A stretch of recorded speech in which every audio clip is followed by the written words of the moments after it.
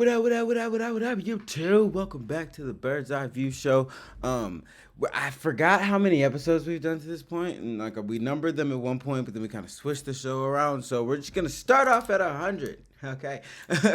But we're kind of doing it a little bit different now, where we were just more so reacting before, and then doing kind of different episodes for the specific market breakdowns. We're kind of gonna mix that together. So we're gonna go through kind of the world news breakdown, and then see where money is to be made from all of this information going on. All right, nice, cool. Everybody like that? Go ahead and hit that like button, sub button, and that bell icon. All that's gonna tell the algorithm this is good content. And most of y'all that watch this aren't subscribed, so go ahead and hit that button for me. But experts have revealed a final phase to topple the Iranian regime. This is Fox News, so they might tell a lie, but we'll see what they're talking about. Let's see. You're one sentence away from launching your website with Base 44. Since the beginning of the internet, there's never been such a fun, fast, and intelligent way to launch online. Landing pages, content hubs, e-commerce sites, you describe it and it's built in minutes. It's kind of wild how far a short prompt can get you. Right away, it generates a full site. Pages, structure, layout. For more now, let's bring in Hudson Institute Senior Fellow Rebecca Heinrichs and former NSC Senior Director Michael Allen. Happy Sunday. Welcome to both of you. Beijing. Well, I think Senator Cotton's remarks there were really helpful, too. He's on multiple lines of effort. You have the military line of effort, which we constantly hear Admiral Cooper talking about. He's the head of Central Command. And he's saying that we're going through all these target lists, that there's a target to resist the United States. It's the IRGC and it's the Basij. And then, of course, we're also trying to get the Strait of Hormuz open. That's going to be another phase. And I think that that's going to go in tandem with removing the rest of the nuclear program that's still inside the country. Those last two pieces are going to be the last line of effort of the war. Oh, I think it gives the president that we would, this idea. Yeah, I guess they've been trying to get to their ballistic missiles and whatnot first, I guess. But I mean, I don't know. Effectively destroy advance on. Okay, so American propaganda just keeps saying everything is going to plan. Let's see if we can find a one of these foreign. Okay, UAE reportedly seizes Iranian assets and cancels visas. Thank you, Sanjit Sori. Please stay with us as I'll be joining back with you very shortly. The United Arab Emirates has reportedly seized $530 billion in Iranian assets. The UAE has also revoked all presidency permits, including golden visas, despite its previous assurances of long-term 99-year residency. Initially, cancellations affected only Iranians with employment or family sponsorship visas who were outside the UAE. However, starting March the 27th, authorities reportedly revoked the residency of all Iranians currently outside the country. Okay, so starting to so basically, this is like a pressure point from the UAE to kind of get Iran to like fold, by saying like, okay, your citizens aren't good over here no more, you know what I mean? And that is gonna have the citizens looking towards the regime like, hey, this sucks. But it's not really a democracy over there, so they make it kind of seem like one, but it's not really a democracy over there. So Trump is live. I don't think he's live right now for real, is he? Immediate lockdown. What are you talking about? What are we talking about here? I don't know if this is introducing Iron Beam, a bright choice for futures trading. Iron Beam is an major strides toward completing our military objective. And some people could say they're pretty well complete. We've wiped every single force in Iran out very completely. Most of Iran's naval power has been sunk. It's on the bottom of the sea. It's almost 50 ships. I was just notified it's 51 ships. I didn't know they had that many. Didn't last very long. And these are fighting vessels. They're meant to fight. But No, I don't know why that headline is like that. That's irritating. I hate when people do that. It's like you want, I don't know. I actually want to give some value. You know what I mean? He did not declare a national emergency. This is probably not real life.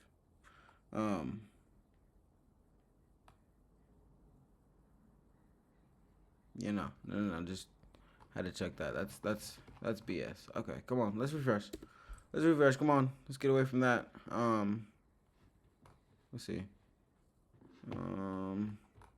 Okay, so more. It's honestly more of the same. Right now. Now, some U.S. soldiers did get wounded recently, so of course that's gonna ramp up the atmosphere of finish it from at least the U.S. to U.S. government perspective, and then U.S. government perspective is just like and I don't want to say whatever, but Trump said when this first started there would be a bunch of lives lost. He didn't say on our side, but I'm fairly sure he meant to mean it. You know what I mean? That's what happens when you go to war, especially a war that we did not have to go to. We did not have to go to this war, but let's see how it affects these markets, right? So with oil high.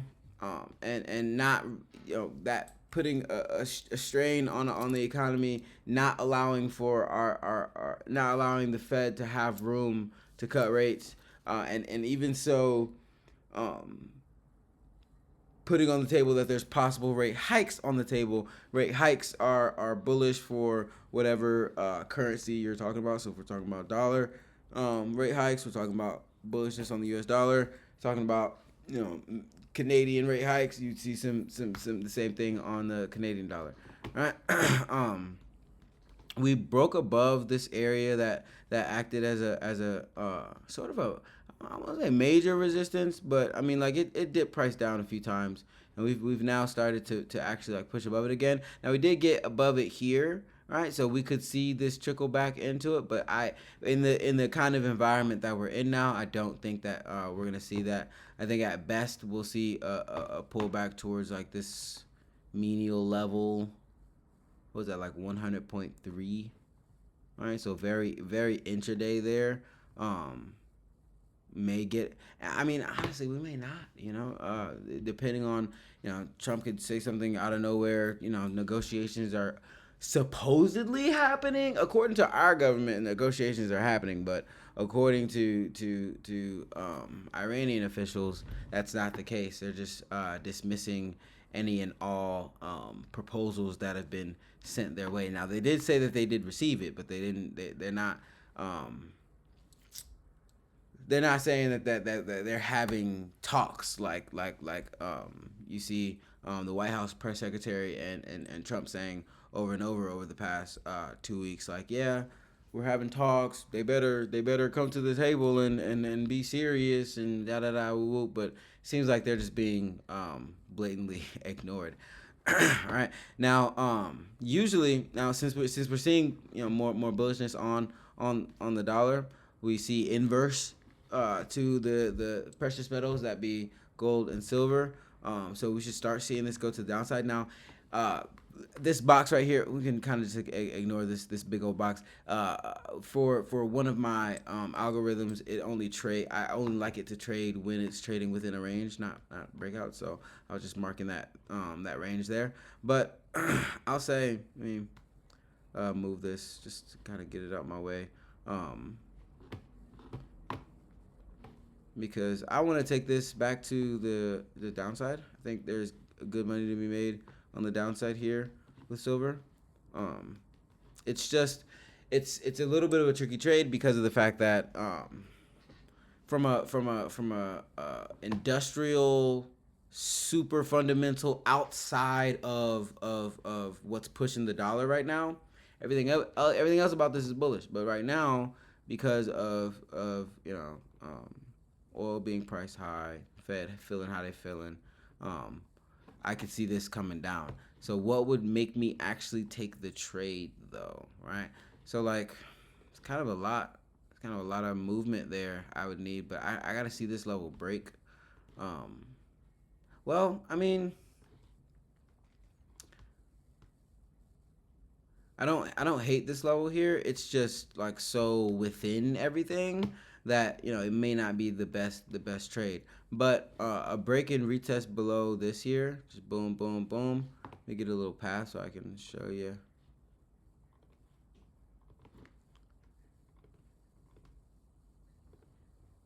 You know, get a move like that. Take it down to this low. Maybe get another push to take it all the way down to these here.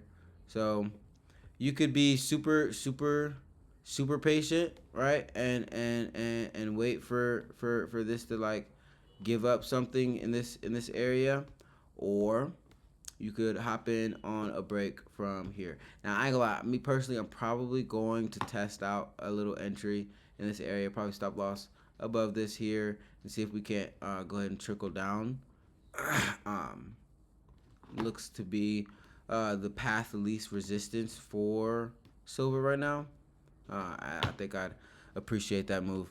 And then, like, you know, in the case of, like, you know, the grand plan is for them to all like just like wipe their hands of this, make it a taco situation, then we'll see this give stoppage here and probably be some very good buying opportunities depending on the environment we're in from the news cycle when we get down there.